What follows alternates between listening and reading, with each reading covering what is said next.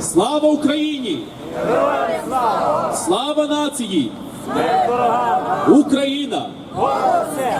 Україна! Понад все! Україна! Понад все! Героям України тричі! Слава! Слава! Слава! My friends, just now, I had a little conversation with Tommy about this particular issue, this particular black stain on the pages of human history, that is the Holodomor. Very few genocides in all of human history compare to this terrible act, to this unforgivable crime committed against a peaceful population, simply because they had more than others. The Ukrainian people have always been a hard-working people. The Ukrainian farmers had a lot. In those days, before the Soviets, they had good harvests. They were hard-working. They were well-organized. They were cooperative with each other. And they wanted to have their own country. And for the Russian terrorist regime back then, for the Muscovites, for the Soviet terrorists back then, this was their crime. Because they did not want to allow the Ukrainians to be free. They did not want to allow the Ukrainians to have their own country. Their imperialistic tendencies would not allow it. Now, my friends, there have been many empires in human history. Some of them have contributed to humanity. Others have only destroyed, burned, and annihilated. In my opinion, the Mongol Empire was perhaps the worst empire that ever existed. No contribution to society, and around 20% of human population on Earth simply disappeared. However, it was not the empire that killed the most. The genocide with the largest scope was the genocide perpetrated by Mao Zedong in communist China. Around 80 million people back then had died. And those are the conservative numbers. The conservative numbers for Stalin in the Soviet Union, however, are around 20 million. And around half of those people were Ukrainians. Why might that be?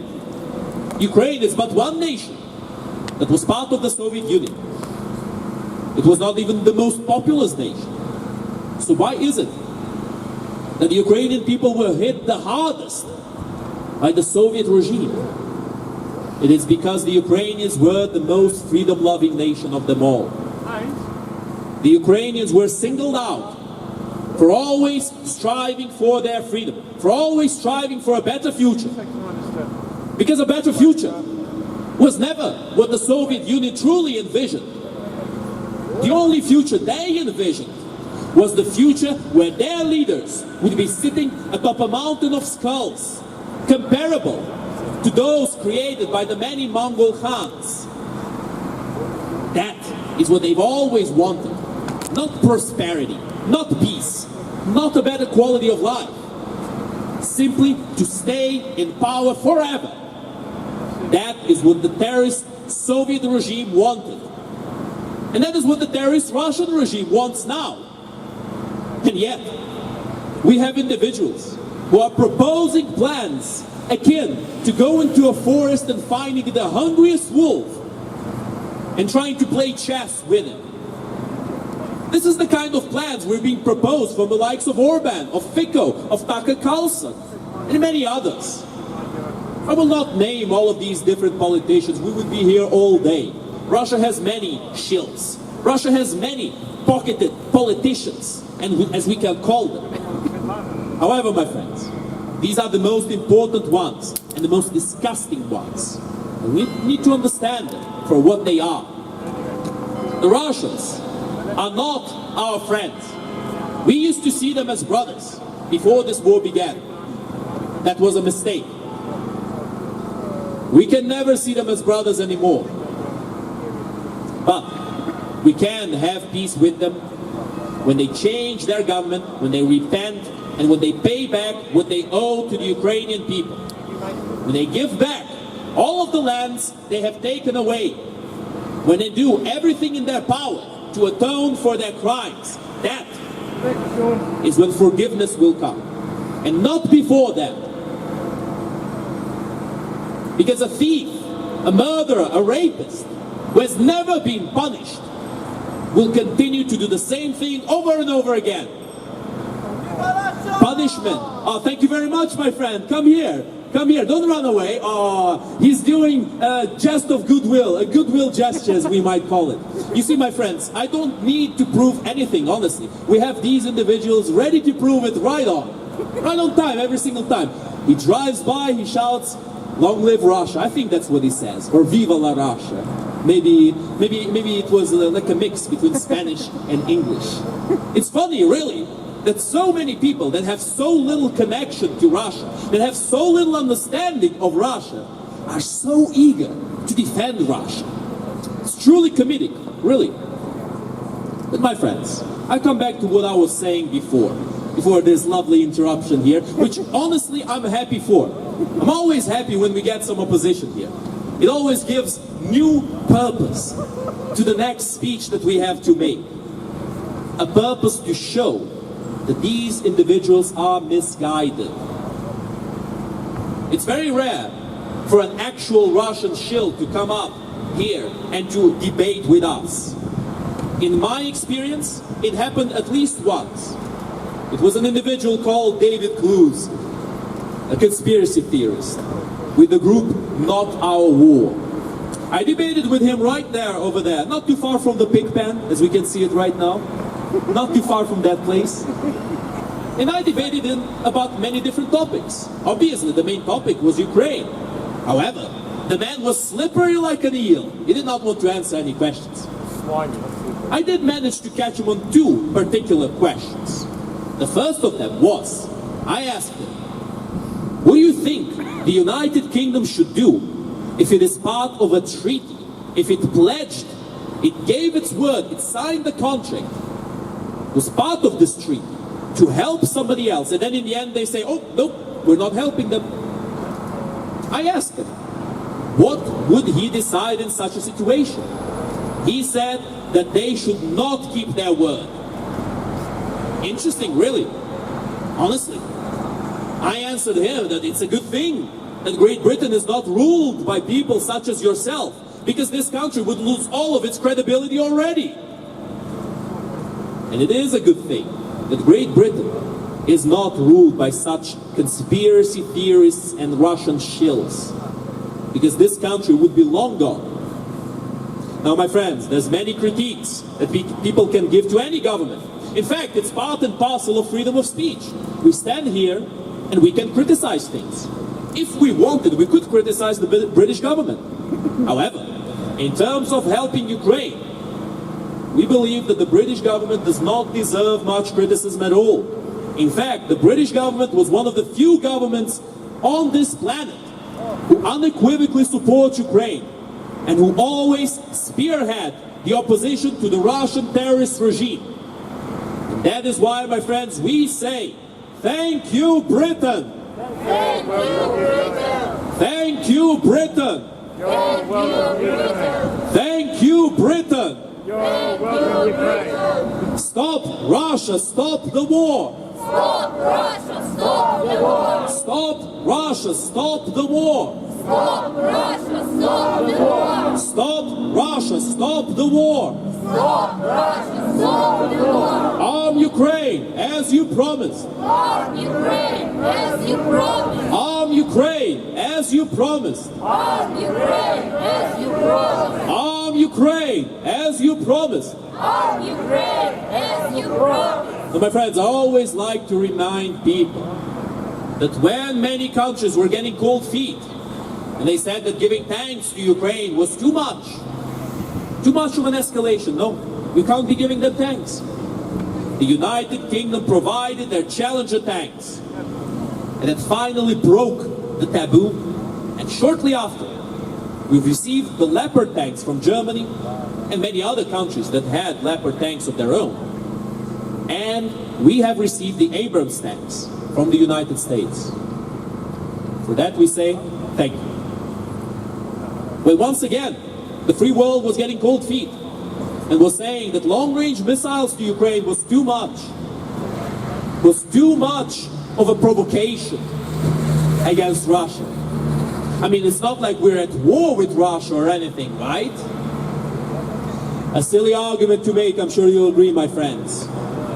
But in the face of such silly arguments, the United Kingdom once again knew the right option and provided us with the Storm Shadow missiles. For that, we say thank you. However, battle continues. The war continues. And it doesn't seem like this war will be over before Ukraine gets what it needs to finally kick out all of the Russian troops out of Ukraine. Ukraine needs long-range missiles to strike at the Russian missile depots, to weaken their logistics, to outmaneuver the Russians where they are incapable of fighting back. But not only that, we need to finally see this war for what it is. This is not a local struggle, my friends, not a local war.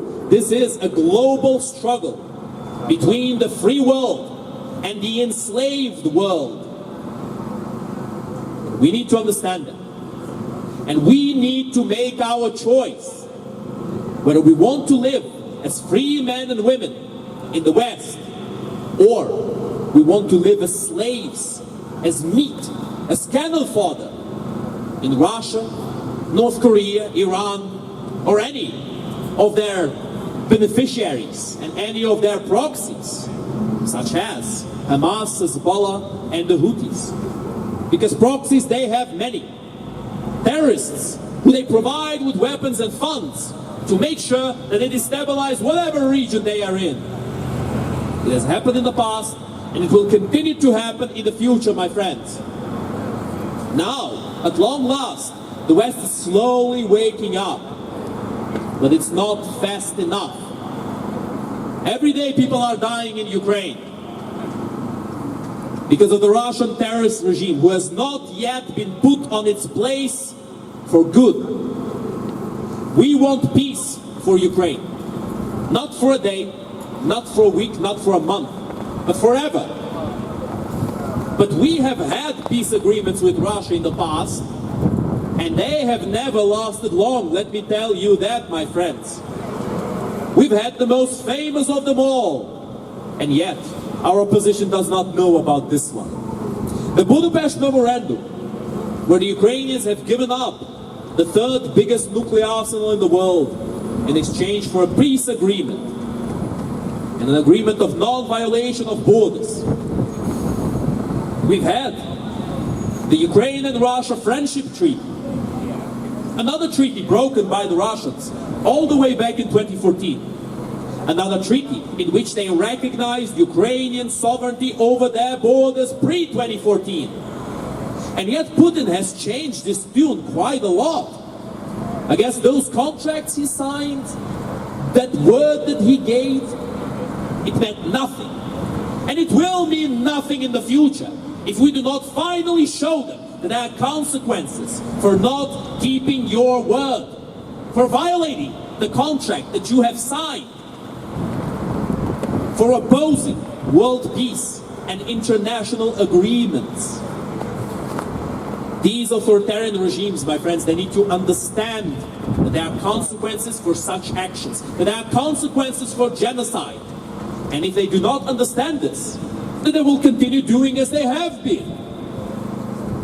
It is idiotic to believe that a psychopathic murderer will stop murdering if only he's allowed his own space with a few people to kill, to satiate his bloodlust. What would happen if somebody pulled out a knife and started shanking people all over the place? My friends, he would have to be stopped. And if he does not comply, he would be shot. And if Russia does not want to comply, Russia will have to be stopped also. And the Ukrainians are doing it right now. They're preventing the Russian terrorist regime from moving any further. Whilst they are entangled in Ukraine, it is unlikely they will move against the Baltic countries. Unlikely, but not impossible. It was also unlikely that Russia would go for a full-blown invasion of Ukraine 2 years ago. However, it still happened.